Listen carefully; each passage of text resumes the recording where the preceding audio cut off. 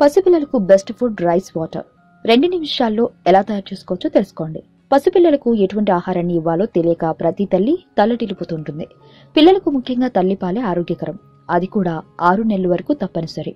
అయితే 5 నెలల తర్వాత బిడ్డకు తల్లిపాలతో పాటు రైస్ వాటర్ను కూడా ఇవ్వడం వలన కలిగే ప్రయోజనాలు చాలా మందికి తెలియదు. నిజానికి తల్లిపాల తర్వాత బిడ్డకు అదే సాలిడ్ ఫుడ్ రైస్ కు బదులుగా రైస్ వాటర్ పిల్లలకి ఎలా ఇవ్వాలి, ఎలా తయారు చేసుకోవాలో 2 నిమిషాల్లో ఇక్కడ తెలుసుకుందాం. రైస్ వాటర్ కి కావలసిన పదార్థాలు, తయారు చేయ విధానం.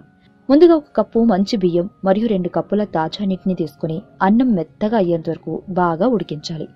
బాగా మెత్తగా అయిన అన్నం నుండి నీరు బయటకు వస్తుంది మరియు అన్నం మెత్తగా అవడం వలన బౌల్లో నీరు కూడా ఉంటుంది. ఈ నీటిని రైస్ వాటర్ అని అంటారు. వీటిలో పిల్లలకు కావలసిన విటమిన్స్ పుష్కలంగా ఉంటాయి.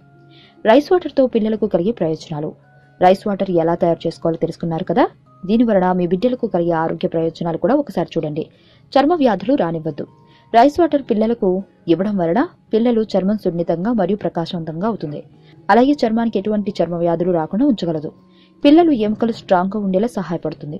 రోగనిరోధక శక్తి పెంచుతుంది. పిల్లలకు త్వరగా జబ్బు బారిన పడుతూ ఉండడం జరుగుతూ ఉంటుంది. కాబట్టి రైస్ వాటర్ ఇవ్వడం వలన జలుబు, జ్వరం వంటివి వ్యాపించవు.